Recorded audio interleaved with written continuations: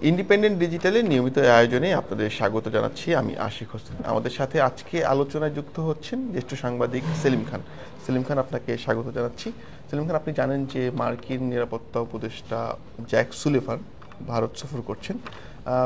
হঠাৎ করে এই মুহূর্তে তার এই সফরটা কেন? দেখুন, জ্যাক সুলিভান, আপনি নিজেই বললেন যে হঠাৎ করে, হঠাৎ কোনো সফরের আগে হঠাৎ শব্দটা আপনি ব্যবহার করলেন, হঠাৎ কেন? তো হঠাৎ হচ্ছে যে উনি আসছেন 5 তারিখ, আজকে এখনও মনে হয় এসে পৌঁছাননি, 6 তারিখ যাবেন, বলা হচ্ছে যে 2 দিনের সফর। আসলে 2 দিনের সফরটা হয়তো 24 ঘন্টার যদি সময় হিসাব করি তাহলে 24 ঘন্টার চেয়ে কমও হতে পারে, ঠিক আছে, এই সময়। কিন্তু যেহেতু উনি 5 তারিখ আসছেন, 6 তারিখ যাচ্ছেন, সেই জন্য 2 দিনের সফর বলা হচ্ছে, কিন্তু সময়টা কম। তবে এটা অবশ্যই গুরুত্বপূর্ণ। কেন গুরুত্বপূর্ণ? বাইডেন প্রশাসন বিদায় নেবে হচ্ছে 20 জানুয়ারি। তার মানে প্রেসিডেন্ট বাইডেনেরও 15 দিন সময় আছে আর হাতে। জ্যাক সুলিভান, তার যে জাতীয় নিরাপত্তা উপদেষ্টা, আমেরিকার জাতীয় নিরাপত্তা উপদেষ্টা জ্যাক সুলিভান, তারও কিন্তু মাত্র 15 দিন আর সময় আছে। এরপরে কিন্তু তারা কেউ নেই। তারপরেও এই সফরেতে তিনি আসলেন কেন? এটা একটা বড় প্রশ্ন। আপনি হয়তো জানেন যে বিক্রম মিস্ত্রি ঢাকা সফরে এসেছিলেন। ঢাকা সফর শেষ করার পরপরই কিন্তু তিনি সোজা চলে যান যে আমেরিকায়, এবং আমেরিকায় প্রায় 15 দিন বিক্রম মিস্ত্রি বিভিন্ন লেভেলে, ওইদিকে অবশ্য ওই সময় আমেরিকায় যে ভারতের বিভিন্ন এমবাসি, কনসুলেট যেগুলো আছে, তাদের একটা সম্মেলন হওয়ার কথা ছিল, সেটা একটা বিষয় ছিল। কিন্তু তাদের উদ্দেশ্য ছিল যে বাইডেন প্রশাসনের সঙ্গে তাদের যে সম্পর্ক, সেটার একটা র্যাপ আপ করা, এবং একই সঙ্গে নতুন যে ট্রাম্প প্রশাসনে যারা আসছেন তাদের সঙ্গে একটা সম্পর্ক গড়ে তোলা বা সম্পর্কের সূত্রপাত ঘটানো। কারণ ট্রাম্প প্রশাসনে এবার নতুন নতুন আসছেন, নতুন নতুন লোকজন আসছেন। আপনার ভারতের পররাষ্ট্রমন্ত্রী এস জয়শঙ্কর আপনার সেখানে 6 দিন ওয়াশিংটনে কাটিয়েছেন। আপনি এটা ভারতের মতো একটা দেশে, সেখানে একটা পররাষ্ট্রমন্ত্রী একটি দেশে 6 দিন কাটাবেন, এটি কিন্তু খুবই গুরুত্বপূর্ণ একটা বিষয়।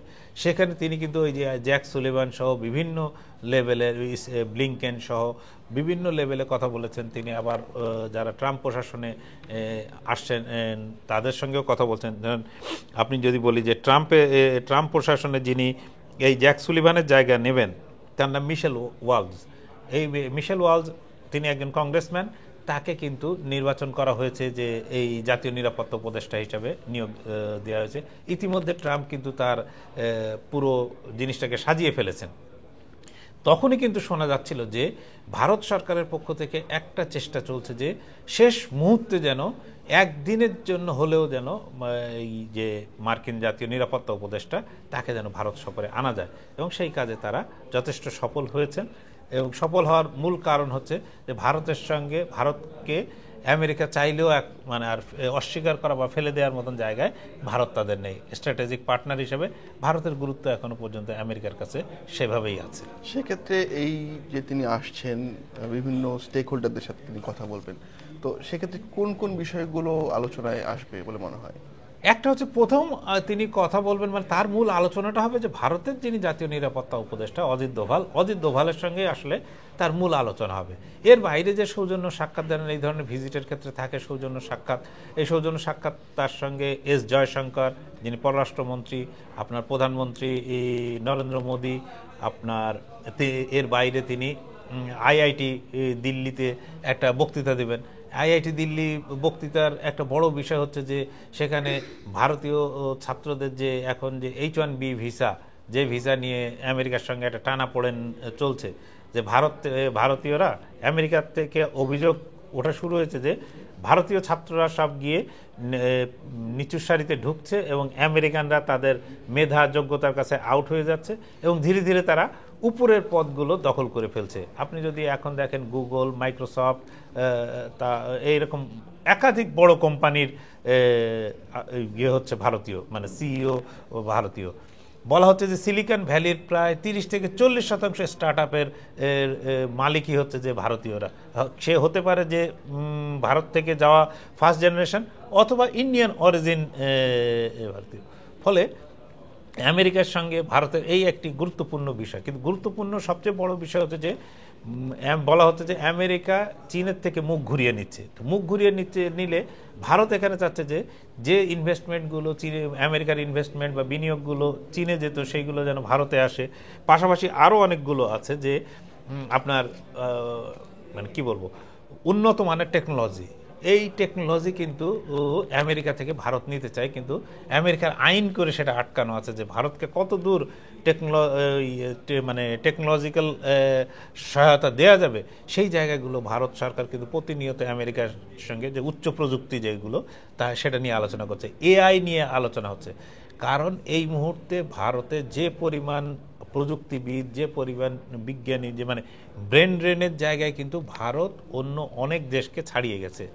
চীন ছিল, চীন আর ভারত মিলে কিন্তু আমেরিকান মানে যারা আমেরিকার বাসিন্দা অরিজিনাল, বিশেষত আমি যদি বলি যে ট্রাম্প প্রশাসনের এক অংশের তাদের হচ্ছে যে হোয়াইট সুপ্রিমেসির যে থিওরি, সেই হোয়াইট সুপ্রিমেসি, হোয়াইট আমেরিকানরা বারবার পিছিয়ে পড়ছে এদের কাছে। আগে চীনের ছিল, এখন ভারতীয়দের কাছে কিন্তু তারা পিছিয়ে পড়ছে। তারা এইটাকে আশঙ্কার জায়গা হিসেবে দেখছে, ফলে ভারত সরকার এটাকেও অ্যাড্রেস করবে। তারা মিসাইল টেকনোলজি নিয়ে আলোচনা করবে, তারা আপনার পরমাণু শক্তির যে বেসামরিক ব্যবহার, মানে এই বিদ্যুৎ উৎপাদন থেকে শুরু করে নানা ধরনের ব্যবহার, সেই ব্যবহার নিয়েও আলোচনা করবেন। কারণ আমেরিকা এইটা মনে রাখতে হবে যে যারা পরাশক্তি হিসেবে গড়ে উঠছে, আমেরিকার কাউকে পরাশক্তি হতে দেওয়ার মতো ওই কাজটি করতে দিতে চায় না। সুতরাং ভারতকেও সে ঠেকিয়ে রাখার একটা চেষ্টা, ভারত কেন অন্য আরেকটি দেশ হলেও ঠিক একই কাজ তারা করবে। এর পাশাপাশি কিন্তু গ্লোবাল কিছু ইস্যু আছে, যেরকম ধরেন যে সিরিয়ায় আসাদ সরকারের পতনের পর একটা বৈশ্বিক চেঞ্জ, বিরাট চেঞ্জ আসছে। ইরান পিছিয়ে পড়েছে, অন্যদিকে যদি বলি যে ইসরায়েল আরও বেশি অ্যাগ্রেসিভ, ফলে এরকম একটা। 2 নম্বর হচ্ছে যে যদি আমরা 3 বছর ধরে চলা এই ইউক্রেন এবং রাশিয়ার সংঘাতের দিকে যদি তাকাই, তাহলে বলা হচ্ছে যে ট্রাম্প আসলে এই সংঘাতটা বন্ধ হতে পারে। আপনি জানেন যে এই সংঘাত বন্ধ করার জন্য কিন্তু আপনার নরেন্দ্র মোদী রাশিয়া গিয়েছিলেন, ইউক্রেন গিয়েছিলেন, ফলে সেক্ষেত্রেও একটা ব্রিফ হতে পারে। এর সঙ্গে আপনার ব্রিক্স, যেটাতে তারা যারা মুদ্রা আনার কথা বলছিল, অন্যান্য কিছু বলছিল, সেক্ষেত্রেও কিন্তু আমেরিকার একটা কনসার্ন আছে। তো এগুলো নিয়ে আলোচনা হতে পারে। সবচেয়ে বড় যে কনসার্নের বিষয়টা সেটা কিন্তু আঞ্চলিক। ভারতের উত্তর পূর্বাঞ্চল কিন্তু এখন বেশ মানে একদিকে ধরেন মিয়ানমারে বলা হচ্ছে যে সেখানে যে রাখাইন স্টেট তার 80% দখল করে ফেলেছে আরাকান আর্মি, তার সঙ্গে চীন প্রদেশ বা কাচিনরা, যে চীন প্রদেশ দখল করে ফেলেছে। এগুলো কিন্তু ভারতের উদ্বেগের কারণ। ধরেন এই ভারতের আরেক প্রতিবেশী বাংলাদেশের সঙ্গেও, বাংলাদেশের যে এই যে 5ই আগস্টের পরে যে রাজনৈতিক পট পরিবর্তন হলো, এইটাও হয়তো ভারতের জন্য অস্বস্তিকর। তো ভারত সেটাও অ্যাড্রেস করবে তাদের আলোচনার মধ্যে, সেটাও আসতে পারে। এটা এমন কোনো বিষয় না যে এই লুকোছাপার বিষয়। আরও কয়েকটি বিষয় আছে, যেমন শ্রীলঙ্কা, মালদ্বীপ বা পাকিস্তানে এখন যে নতুন করে একটা পাকিস্তান আফগানিস্তানের মধ্যে সংঘাত শুরু হয়েছে। এই পাকিস্তান আফগানিস্তান যদি সংঘাত বাড়ে বা এই জায়গাটা আরও অস্থিতিশীল হয়, সেক্ষেত্রে ভারতের কাশ্মীর সহ ওই সীমান্ত, পশ্চিম সীমান্ত নিয়েও কিন্তু ভারতের উদ্বেগ থাকবে। ফলে সেক্ষেত্রে আমেরিকার সঙ্গে একটা এই সাউথ এশিয়া বা দক্ষিণ এশিয়ার নিরাপত্তার বিষয় নিয়ে তাদের কিন্তু মানে খুব ঘনিষ্ঠভাবে কাজ করার বিষয়টা এইখানে নথিভুক্ত থাকবে।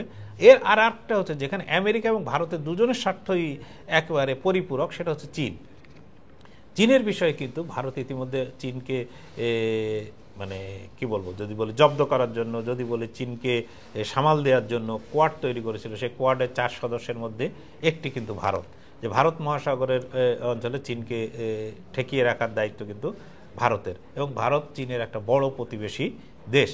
সেই হিসেবে চীনের বিষয়েও কিন্তু তাদের মধ্যে চীনের বিষয়টাও কিন্তু উঠে আসবে, এটা সাধারণ বিবেচনাতেই বলা যায়।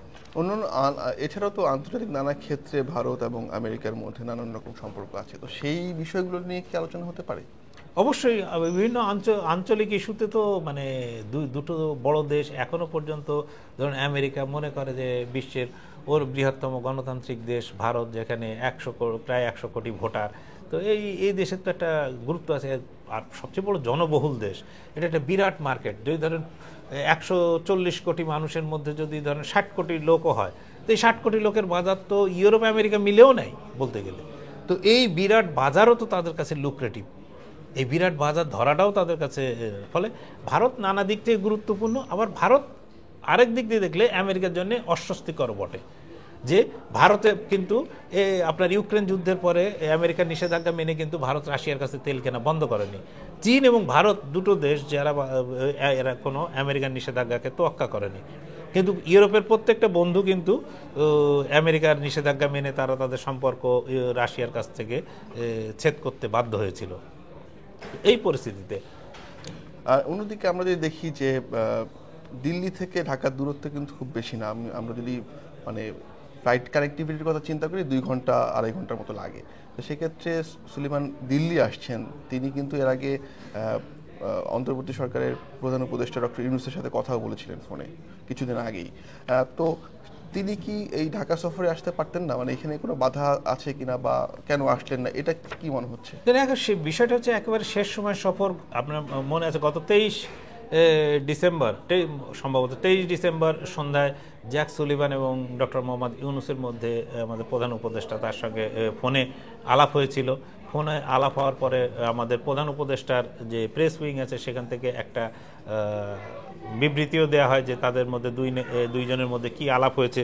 সেখানে যে কথাগুলো বলা হয়েছিল, তো এখানে বলা হয়েছিল যে সুলিভান এই আলাপের সময় ডক্টর ইউনূসের নেতৃত্বের প্রশংসা করেছেন এবং তিনি ডক্টর ইউনূস সরকারের প্রতি যে সমর্থন, আমেরিকার সমর্থন, সেটা অব্যাহত রাখার কথা জানিয়েছেন। এটাই ছিল মোদ্দা কথা। আর আপনি যেটা বললেন যে শেষ সময়ে জ্যাক সুলিভান এখানে ঢাকায় আসতে পারতেন কি পারতেন না, সেটা নিশ্চয়ই একটা বিবেচ্য বিষয়। যদি আসতেন তাহলে হয়তো এই সমর্থনকে আরও দৃঢ় বলে আমরা ধরে নিতে পারতাম, কিন্তু না আসার কারণে যে খুব ক্ষতিগ্রস্ত হবে বা খুব বিরাট কিছু এদিক ওদিক হয়ে যাবে বিষয়টা এমন না, কারণ তাদের মেয়াদ আর মাত্র 15 দিন। এই 15 দিন পরে কারা ক্ষমতায় আসবেন এবং তারা কিভাবে এই দক্ষিণ এশিয়া বা এই পুরো বৈশ্বিক চালচিত্রকে দেখবেন প্রেসিডেন্ট ট্রাম্পের নেতৃত্বে এবং তার নতুন প্রশাসনের নেতৃত্বে, তারা বাংলাদেশ, ভারত হোক আর মিয়ানমার হোক, পুরো বিষয়টাকে কিভাবে দেখবেন সেটি হচ্ছে কিন্তু গুরুত্বপূর্ণ। সেলিম খান, আপনাকে অনেক ধন্যবাদ, অনেকগুলো গুরুত্বপূর্ণ তথ্য আপনার কাছ থেকে জানলাম। আজ এ পর্যন্তই, দেখা হবে পরবর্তী আয়োজনে। ততক্ষণ পর্যন্ত ইন্ডিপেন্ডেন্ট ডিজিটালের সাথে থাকুন।